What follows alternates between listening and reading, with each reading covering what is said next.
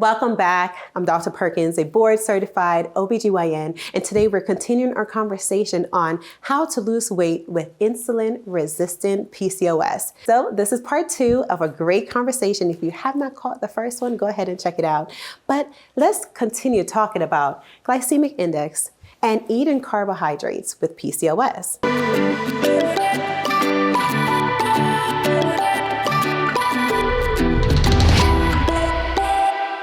So from where we left off, it is important to balance out our diet and incorporate carbohydrates. We don't want to run away from them. With that, it's important that we monitor how much carbohydrates that we're eating.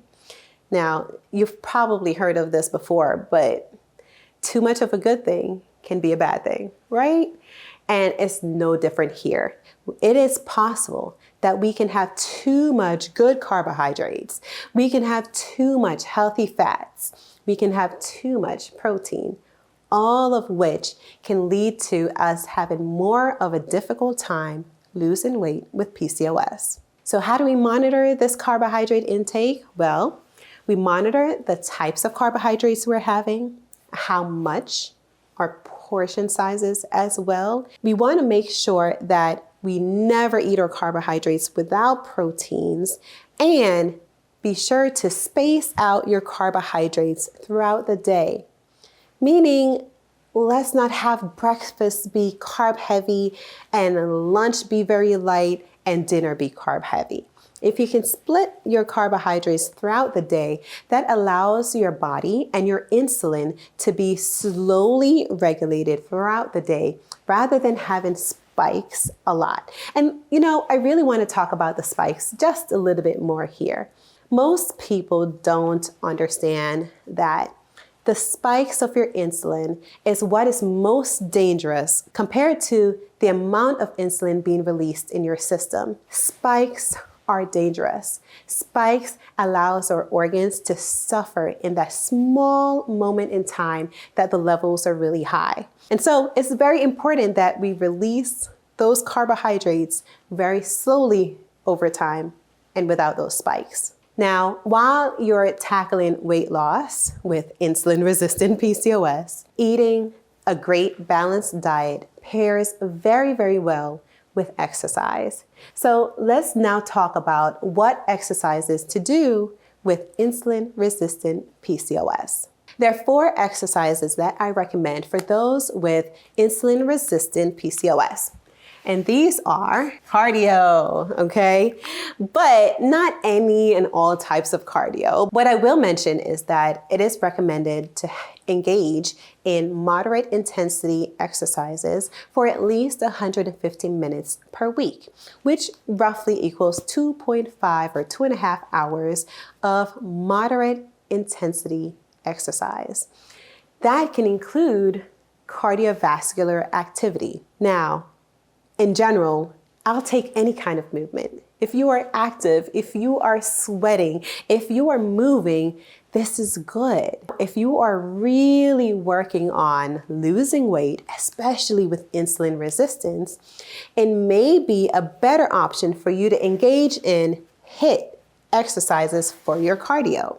HIIT exercises are high intensity interval training.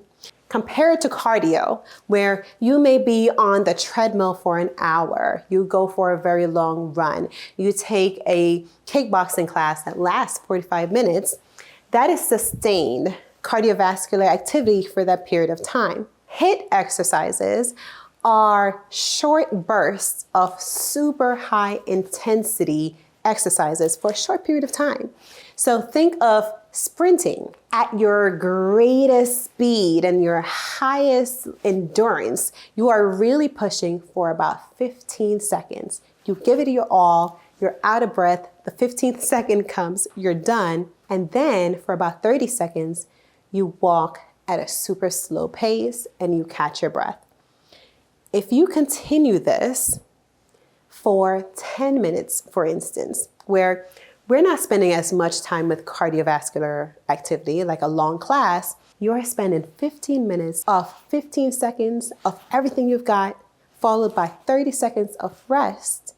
And this interval will actually jumpstart your weight loss process, especially if you're insulin resistant, more than cardiovascular activity will do on its own. So I'll keep both on the board because I'll take any cardiovascular activity over none. But if we had to choose, I would say go for the HIIT because you get more bang for your buck. The third type of exercise is probably one of my favorite, strength training. So if you follow me on social media, you know that I love strength training. I love the gym. I love weights. I love resistance bands. I love all of that, okay? I feel like that's where I show my power, right? Strength training is actually very important for balancing your hormones and helping with insulin resistance. And it does this because each and every time we lift a heavy load, we are causing our muscles to break in 2 or 3, which is a good thing. Your body then undergoes a process of repairing those broken muscles. Listen, everyone who goes to the gym, everyone who exercises, this is actually happening on the background, even though we might not be aware of it. But we're breaking down our muscles and engaging our bodies in a repair process. That repair process is marvelous.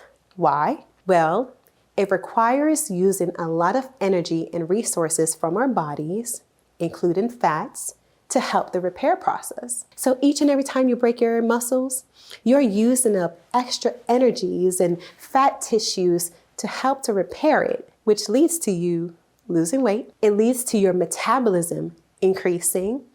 It leads to less insulin resistance as your body's activity and processes are ramped up in a good way. And so strength training is marvelous. And so if you don't engage in that, if you had to choose between these 3, I would probably say go with the strength training first, followed by the HIIT every now and then, once or twice a week, and then cardio maybe once a month when you're just trying to have fun at that fitness class. Now, there is one more that I'm going to add to the list.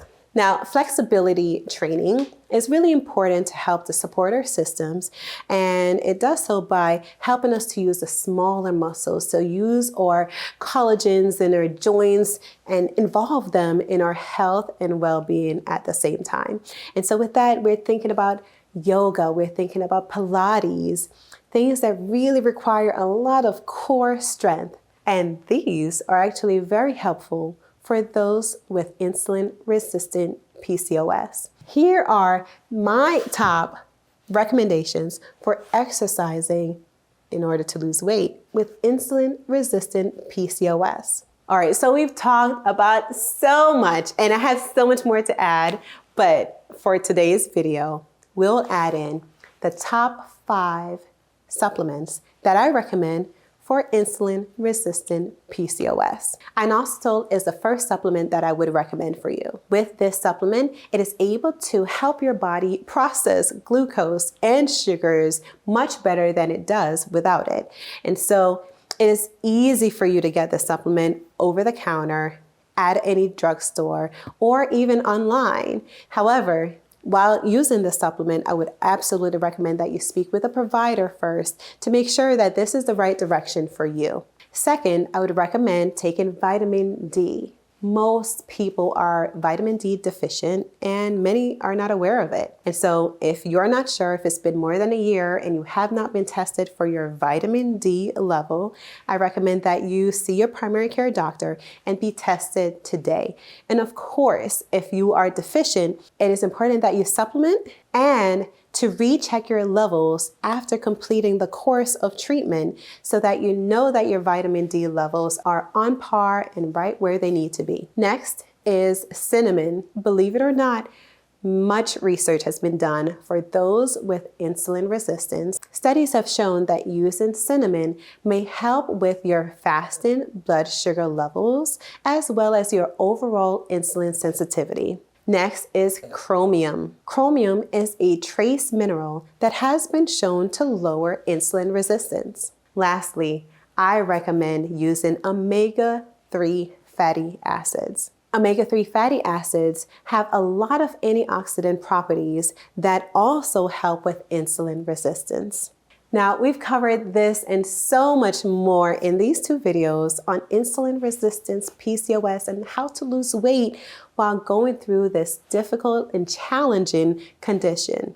Now, I hope you've been encouraged and I hope you've learned a little bit here. If you are struggling to make it through and lose weight with PCOS and especially insulin resistant PCOS, I would like to offer you to join me in my 7-day challenge. In this challenge, we help to jumpstart your process, give you meal plans, help you to make the right selections for your hormonal health, all while providing you with accountability as well. Check the link below in this description to get access to this challenge. And in addition to that, I have a free quiz for you that I'd like to offer you to help guide you on your journey to hormonal health.